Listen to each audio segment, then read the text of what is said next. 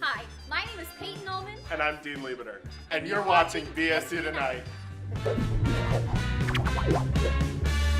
What?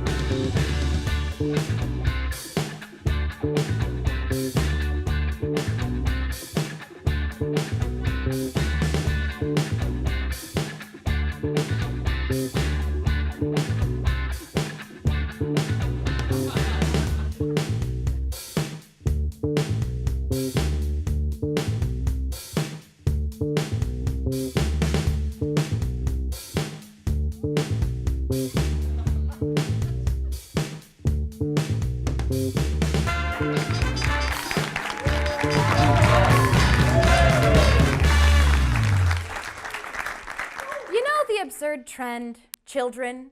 I mean, not only are they wasteful and cost a fortune, but they've instigated such trends as gender reveal parties. A Border Patrol agent at one of these parties was to fire his rifle at an inanimate object to reveal the gender of his baby. The object was meant to explode and make a cloud of either blue or pink colored powder. But they knew they had made a mistake when it started a forest fire that lasted for 2 weeks. Remember, gender is a social construct and only you can prevent forest fires. Speaking of forest fires, according to recent census survey data, the divorce rate in America has dropped 18% in the last 10 years. Yeah, sure. We can credit this to young people marrying later than their parents and waiting until they're financially stable. That's right. Millennials have finally ruined the sacred institution of divorce. Why can't they just be unhappy with an incompatible partner for decades and then split apart after a violent outburst? You know, like the way God intended. God was actually in the news again this week as Kanye West announced that he is officially changing his name to Ye as opposed to the long-form Kanye. But wasn't everybody already calling him Ye? I mean, like, wouldn't that be if I told everyone around campus to call me the best host in BSU Tonight history? Like, they're gonna do it anyways, whether I tell them to or not.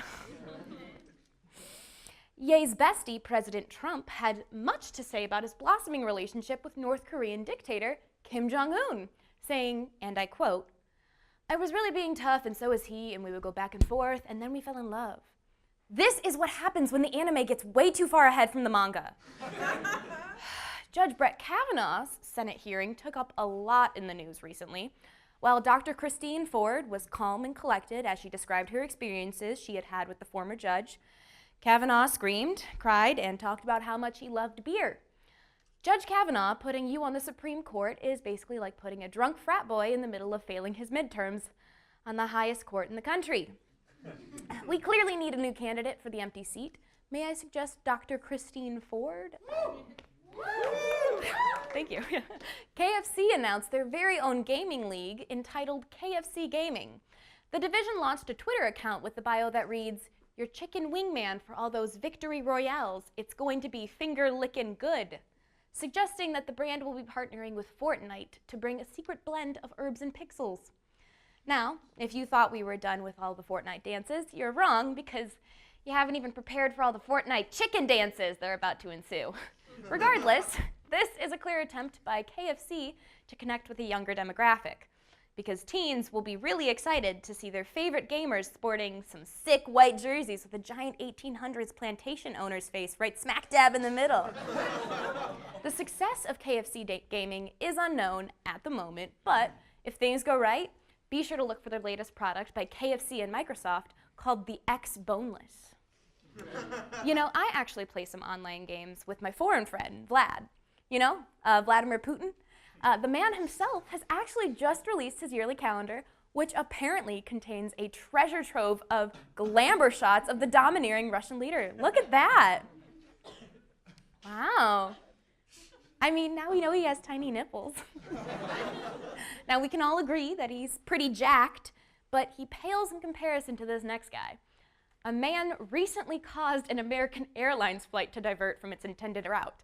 He was apparently drunk and kept trying to do pull-ups on the overhead bins.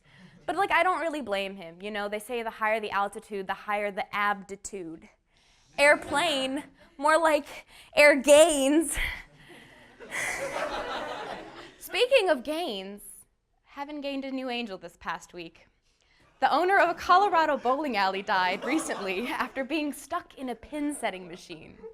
Rumor has it that this is the second owner to pass away like this, meaning that all we need is one more to make a turkey. And lastly, Manchester University recently banned clapping and whooping at its student union and will require students to use jazz hands instead.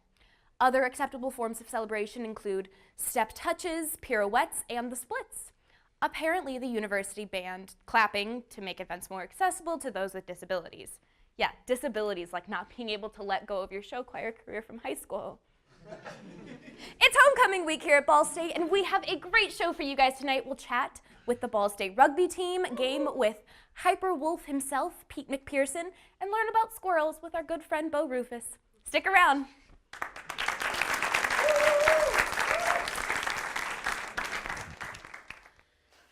I'm Haley Wade. And I'm Kate Lehman. And you're watching BSU Tonight.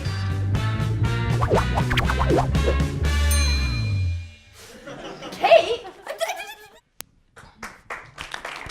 Welcome back. So I thought we could jump into a big trend with today's youth. So tonight on BSU Tonight, we've got a local ASMR artist from right here in Muncie, Indiana. Please welcome Chloe George, also known as ASMR Chloe 12, to the stage. Welcome to the show. Thank you for having me. You don't have to whisper like that here. Well, I physically can't speak in a normal volume anymore. Oh, God, I'm so sorry. You seem very talented, right? So, how did you get into ASMR? Do you know how some people believe in God? Yes. ASMR is like my God. I praise it, and I spread its message like I'm its disciple. What's the message? Tingles. Tingles? Yeah, like,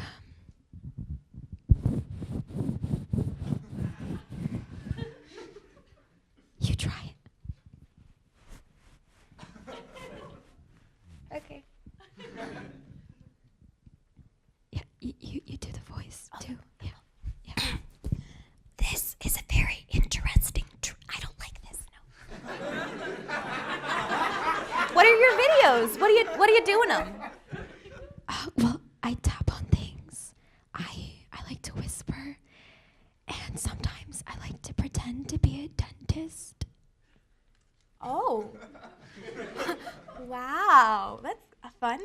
But most of all, I love to eat in my videos, and my fans, they love it too. You eat in your videos? That doesn't sound weird. I mean, I'm sure. Actually, I brought some Cheetos just so I could give you a taste of my art. What's happening? Close your eyes. That's an interesting sound. You're really close to my ears. Oh, they opened it. Ah, that was cool. you know, I think I've had enough. Oh, you're gonna. Interesting. Yeah. Okay. That's enough for me. Thank you. Well. Let's try some role playing. Hi, I'm Dr. Chloe, and I'll be your dentist. Open up, Megan. Let me see those teeth. Yeah. Please don't come to my mouth. Okay. Chloe George, everyone.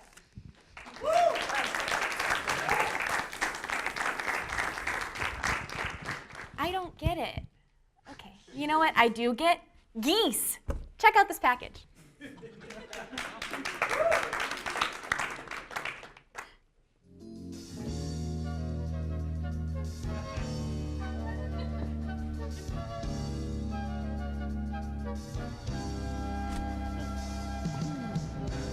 Good morning, recruits. This is Officer Janet Ramsey of the Delaware County Migration Patrol. I'm here with Officer Carson, and we're going to teach you how to wrangle up the greatest threat to local neighborhoods with decency, honor, and respect. That's right. Hoorah! Now I know what you may be thinking. Why do we do this? Well, Canadian geese are quite actually the greatest pest in the bird world. They rank below pigeons in the National Worthless Bird Index. They hiss at civilians, they're in the sky constantly, and they leave their droppings everywhere. Yeah, like little landmines. Boom, boom, boom. Yeah, explosions. That's right, young bucks. After you study this training video, you'll be ready to head out and do the Lord's work. Now, what we like to use to attract the geese is a good old harmonica here.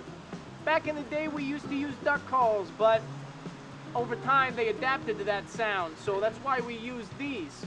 Now, you know, you use these, it's like they look at you like they don't know what's going on. Anyway, after you get their attention, you gotta attract them with what we like to use, a good old bag of sweet corn. Back in the day, we used to use bread, but then the geese rights activists, or as we like to call them, geezers, they protested against that because apparently if you feed bread to ducks or geese or other aquatic birds, it makes their stomachs explode. Like I care.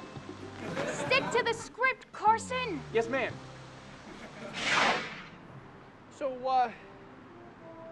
now that you got your harmonica and your sweet corn, and now you just got to get in there and just got to grab them with your bare hands. And so we're gonna show you how it's done.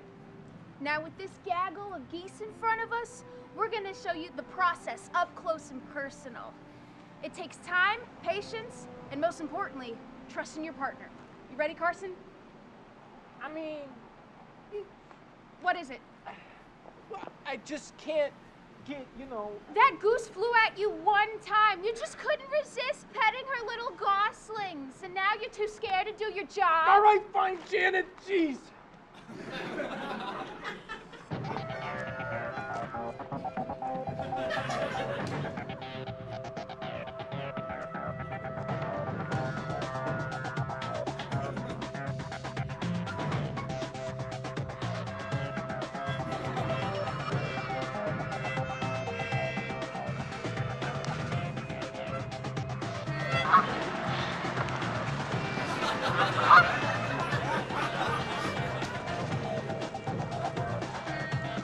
Janet, I need more sweet corn.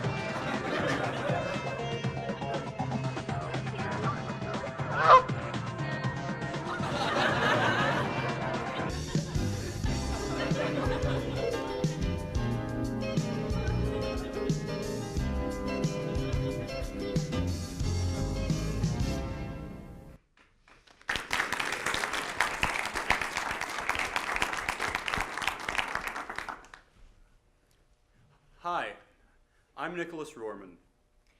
And hey, gotta get it. Okay. And I'm Rachel Carmichael, and you're watching. You're watching BSU tonight.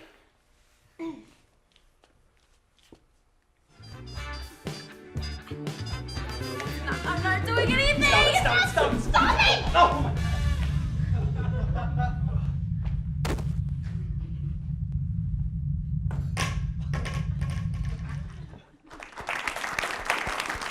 Our next guest is a professional gamer. He got his start right here in Muncie playing fighting games with his buddies. Now he's one of the best players in the country. Please welcome Pete Hyperwolf McPearson.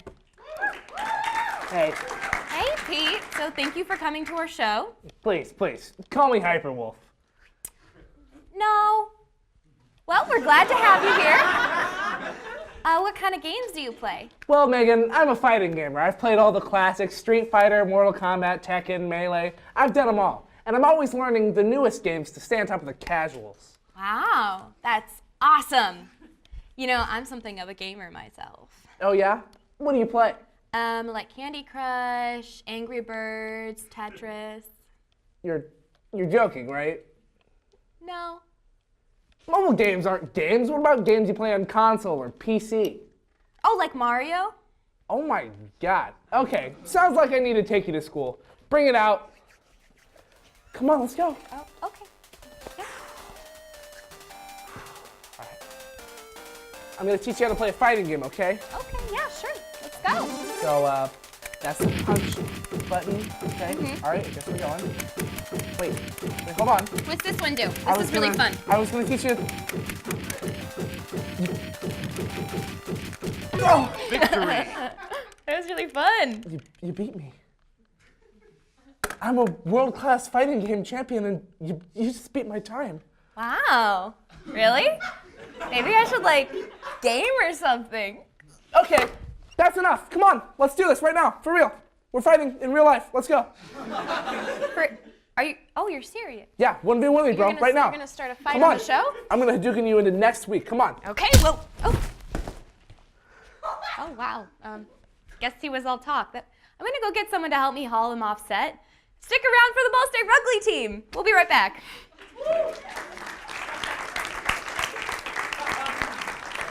Hi, I'm Austin Black. And I'm Mitchell Martin, and you're watching BSU Tonight. Oh, no. Whoa. No. What are you doing there, buddy? Wasn't No, come trying on to here. do that. Let's make this a little better now. All Austin. right, add a little bit to it. What? No. When did you start?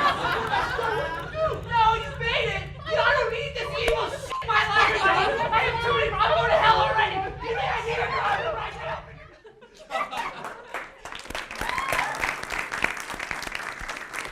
Welcome back. So our guests are the Ball State Rugby team.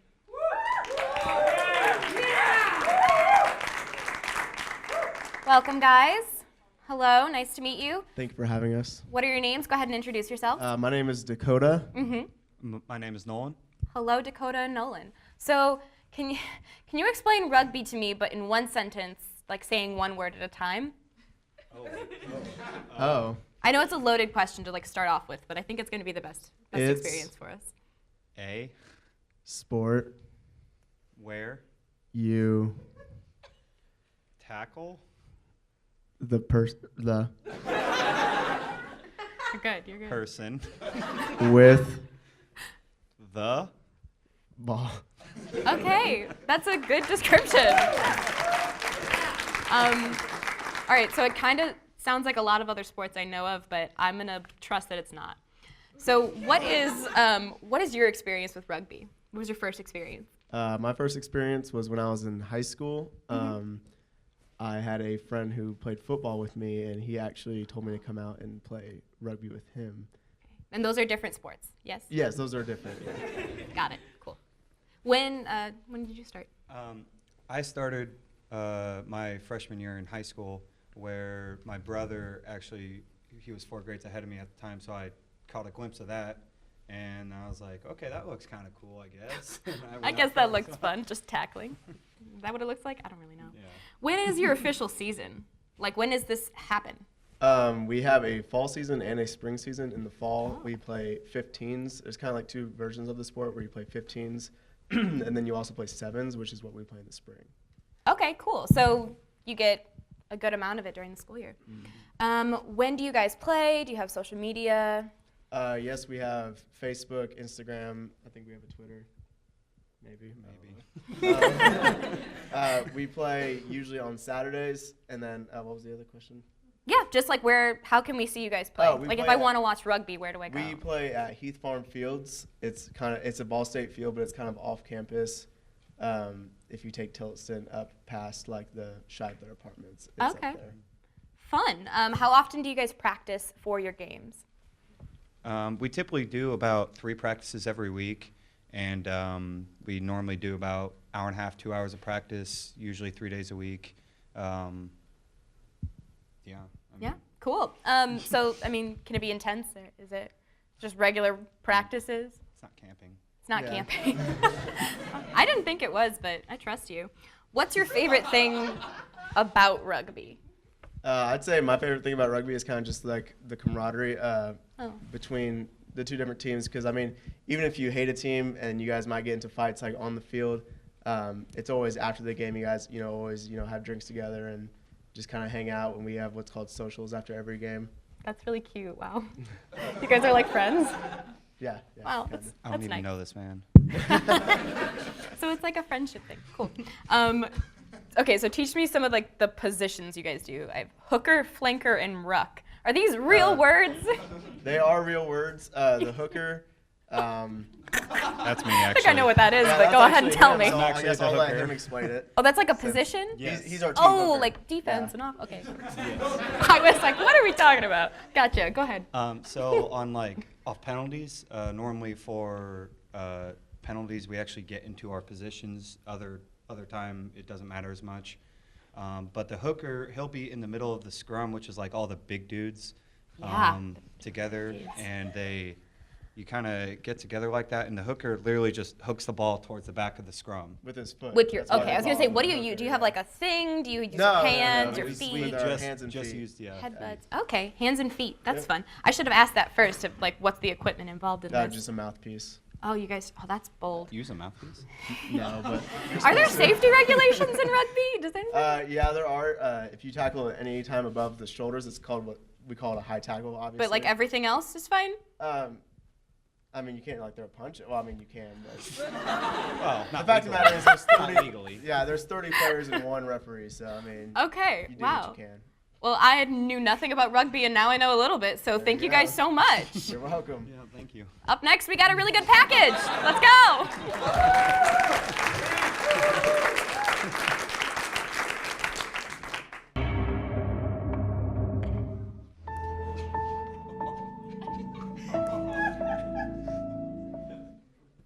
Hi, my name is Keegan O'Brien. I'm 20 years old. I'm a sophomore year at Ball State University, and, well, I'm addicted to dressing up like Squidward tentacles. It's hard to pinpoint when it first started. Squidward was always my favorite character as a kid. He's just so relatable, you know? I mean, SpongeBob and Patrick were just so annoying, you know? That's my favorite part of Squidward's character. He's not afraid to say what's on his mind. That's why I like to reenact that side of Squidward just as much as I can. Hey guys. Hey. Hi. You still good for the usual 1 hour? Yeah, that works. Cool. Alright, here you go. And here you go. Yeah. So, if you guys want to go around back, I can meet you there and I'll get into position. Yes. Yeah, sure, man. Alright, Perfect. thank you guys again.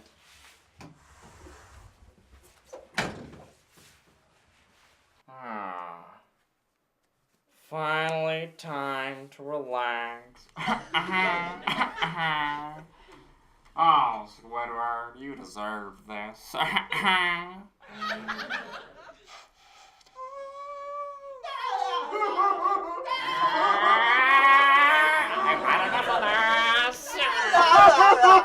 SpongeBob, Patrick, what are you two morons doing? We're blowing bubbles, Squidward. Want to join in? Come on, Squidward, it'll be fun. I will never blow bubbles with you two buffoons. Now shut up. I'm working on my craft. There's just a certain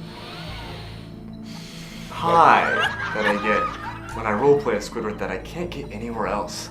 And trust me, I've tried. Future. Future. It just feels like home when I put on the nose. Oh, yeah.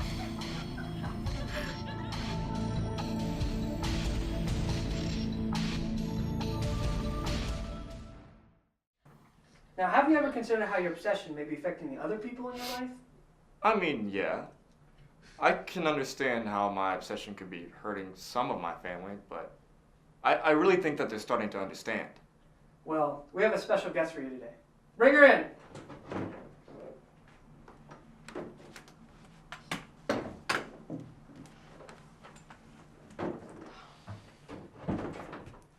Hello, Mother. How are you? Keegan, we need to have a talk. About what? About the fact that you keep dressing up like a squid and that you're spending a disgusting amount of money on it. First of all, Squidward is an octopus. It's a common misconception made by a lot of people. I understand that you don't. See, this is what I'm talking about. You care more about a cartoon octopus than you do your own family. Oh, come on. That's not true, Mom. Keegan, do you know how embarrassing this is for your father and I? All of the neighbors talk about all the great things their kids are doing, and all that we can say is our son walks around with the scented green condom on his nose. It's my nose. It's my nose.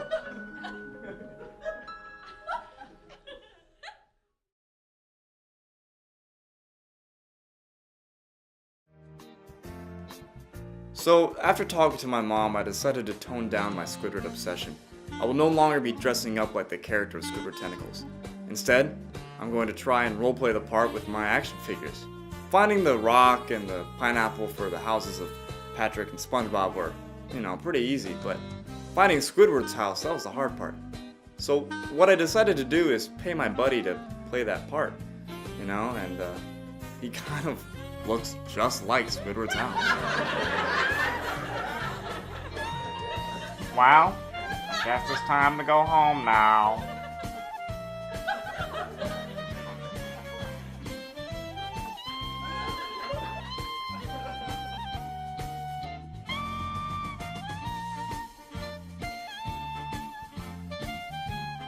Join us next week as we visit Tony Johnson, a man who is obsessed with Gilbert Gottfried. Who do I have to talk to get the lights put down in here?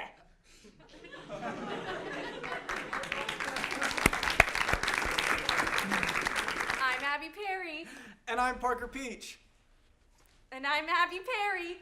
And I'm Parker Peach. And Parker Peach is watching BSU tonight. Oh, great, awesome. Yeah, we're having a great time. We love making the show. And it's a pentagram. Okay.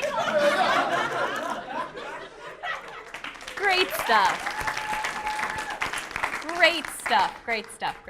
So here at Ball State, we have a number of critters crawling around campus.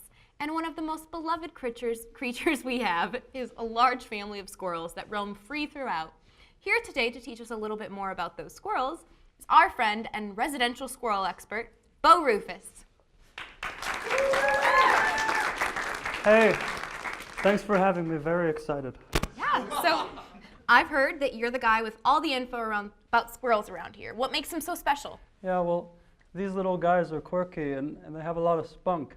They love to have fun and they're the life party, let me tell you. Yeah, she does seem very nice. So, when did you start to study squirrels? Has that always been something you've been passionate about? Oh, well, ever since I was a little child, I would hang out with the squirrels in the schoolyard, and I would name all of them, and they were my best friends. I checked out every book at my library, and I learned all about the squirrels, and I understand them the best that I can. Very cool. Oh, very cool. You see, squirrels are very cunning. They're also incredibly smart creatures. Oh, you're welcome. Sometimes I wish everyone could have a squirrel friend. They're so much fun. Yeah, how did you obtain a squirrel friend? That may take some special training or... Well, squirrels will go crazy for some nuts. They collect all these nuts so they can have plenty of food for the winter. They like peanuts and almonds and cashews. This guy really likes walnuts. So, that he must be one of your friends. Yeah, his name is Chucky. He's very shy and doesn't say much. Oh. Okay, yeah. He says he's very excited to be on the show. Right. Cool. So I believe that you have some footage for us to show of some of your squirrel friends around Muncie. Let's take a look.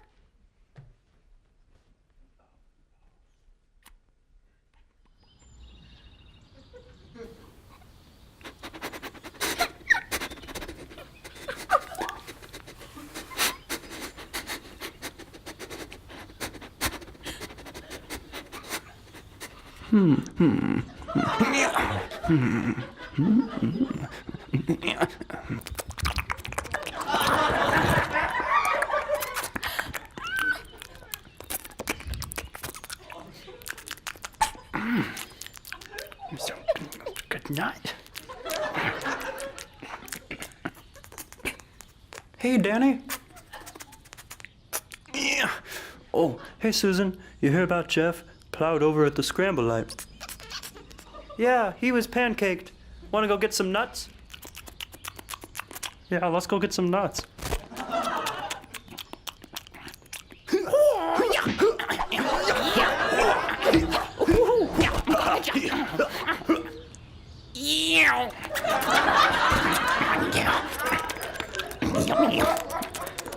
Those nuts.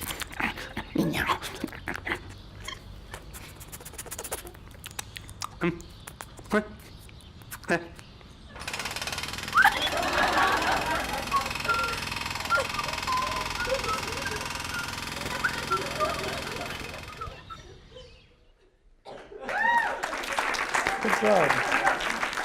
Oh. Well then. Was that your voice? Well, not exactly. I find that only I can hear their voices, so I have to listen to them, and then I make up the voices later after I hear what they say so other people can hear them. I wish everyone could hear squirrels. They have a lot to say. Oh, can they hear you? Well, of course, they're not deaf. Well, thank you, Bo, for such an informative presentation on our local squirrel population, and thank you, Chucky, for coming in as well. You're welcome. Okay, we'll be right back.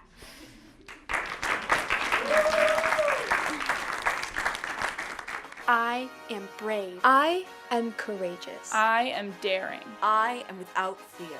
I am fearless. And that's why we wear white shorts. White pants not only embrace the differences in the female form, but they also say, I can sit anywhere. Take that, patriarchy. White pants say, I'm an adult. I know how to eat and do outdoor activities without making a mess. Make those power moves, girlfriend. Ladies, confidence is sexy. Confidence is being in control. And we're in control of when our uteruses pass infertile eggs. And we say it by wearing white shorts. Empowered women in white pants empower women to wear white pants. Own where you sit. Own what you do. Own your period. Own your life. Own white pants. Bravery and fashion have no age. Make sure to check out our sister product, White pants for stylish moms. Perfect for establishing dominance at PTA meetings and making clear you don't want to be at your stepdaughter's soccer game. Fearless women make history. Fearless women wear white pants.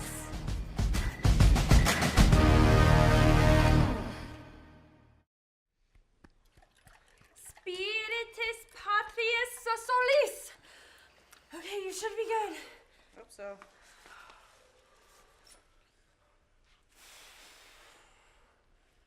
I'm Sophia Marino, and this is BSU Tonight.